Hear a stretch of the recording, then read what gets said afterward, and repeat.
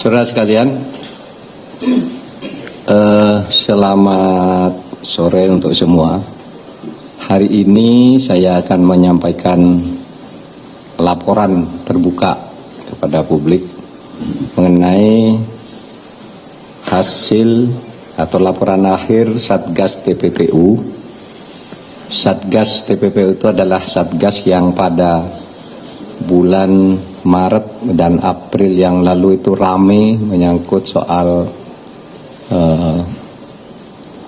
surat 300 surat laporan hasil analisis PPATK tentang dugaan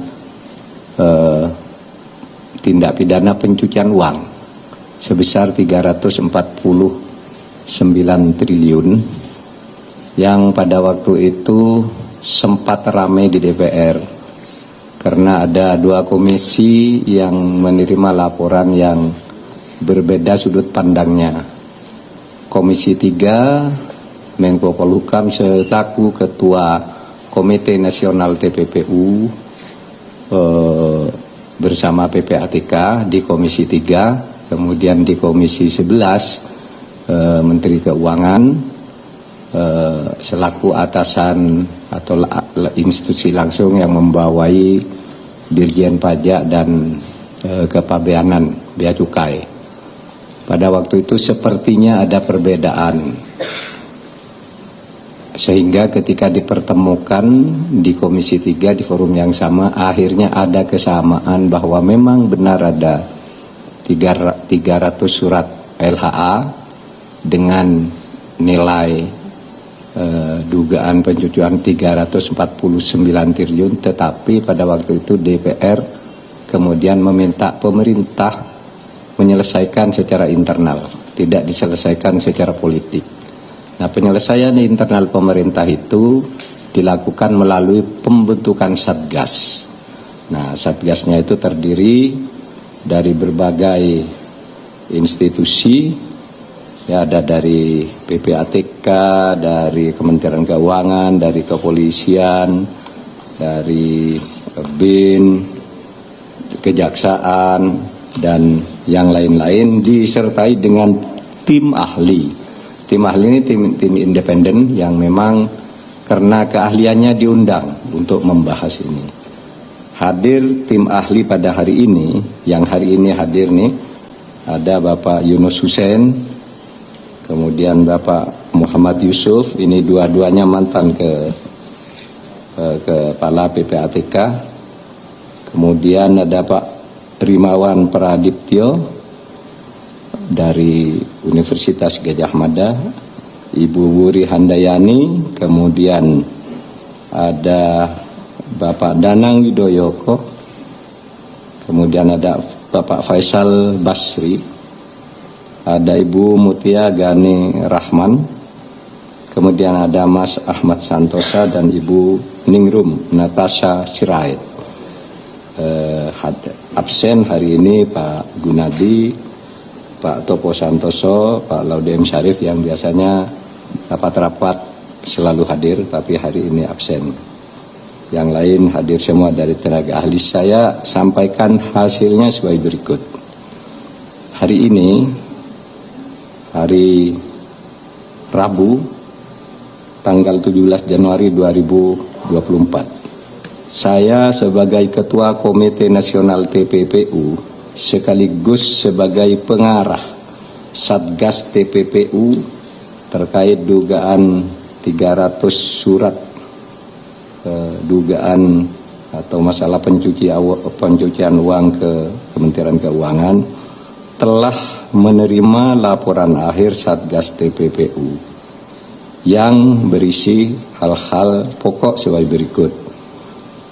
Satgas TPPU dibentuk berdasar hasil keputusan rapat Komite Nasional TPPU 10 April 2023 dan disampaikan dalam rapat dengar pendapat dengan Komisi 3 DPR tanggal 11 April 2023. Masa tugas Satgas TPPU telah berakhir pada 31 Desember 2023 dan dalam kurun waktu 8 bulan Satgas telah melakukan supervisi dan evaluasi penanganan 300 surat LHA, LHP, informasi dugaan TPPU dengan nilai agregat lebih dari 349 triliun. 300 surat LHA, LHP informasi seluruhnya telah dibahas secara sistematis dalam Satgas TPPU dengan melibatkan 12 orang tim ahli yang terdiri dari para akademisi dan para tokoh yang concern dalam pemberantasan TPPU bersama Dirjen, sekarang hadir nih Dirjen Bea Cukai dan Cukai, kemudian Dirjen Pajak, Kejaksaan, Kepolisian, dan KPK.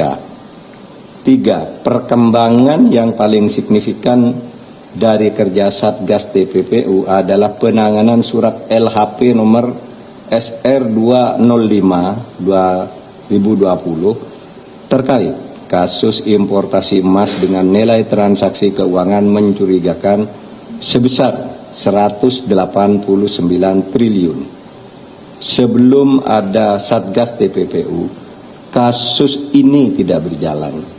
Namun dengan supervisi Satgas, kasus mulai diproses dengan mengungkap dugaan tindak pidana kepabeanan oleh penyidik Direktorat Jenderal Bea Cukai dan dugaan tindak pidana perpajakan oleh Dirjen Pajak. Status kasus kepabeanan importasi emas grup SB telah naik ke tahap penyidikan. Sedang kasus perpajakan dalam tahap pengumpulan bukti permulaan yang terdiri dari 4 wajib pajak dengan perkiraan pajak kurang bayar mencapai ratusan miliar rupiah. Terhadap kasus lainnya, saat ini sedang ditindaklanjuti oleh Kejaksaan, Kepolisian, dan KPK. Kehadiran Satgas TPPU juga telah memberikan efek positif penyelesaian kasus-kasus serupa, baik penanganan dan penyelesaian tindak pidana asalnya maupun TPPU-nya, seperti kasus yang melibatkan oknum Bea Cukai di Makassar dan Yogyakarta. Jadi saudara, kasus itu berjalan penanganannya dengan cukup baik, karena itu tadi ada yang sekarang sudah masuk penyidikan, ada yang sudah divonis. Seperti Rafael Alun masuk di surat ini sudah divonis seminggu lalu. Yang sebelumnya lagi ada di 300 surat itu Angin Prayitno. Sebelumnya lagi juga ada Gayus. Itu kan 300 surat sejak tahun 2009, cuma belum terlapor, ada yang belum terlaporkan, ada yang masih berproses. Jadi semuanya itu sudah berjalan. Satgas TPPU telah memetakan permasalahan dan menyampaikan 7 rekomendasi. Salah satu rekomendasinya adalah Komite Nasional TPPU agar melakukan supervisi terhadap penanganan kasus importasi emas dengan melibatkan kelompok ahli dan kelompok kerja. Bahkan tadi ada usul yang lebih spesifik, dibentuk kelompok kerja yang terus mengawasi setiap laporan itu, memonitor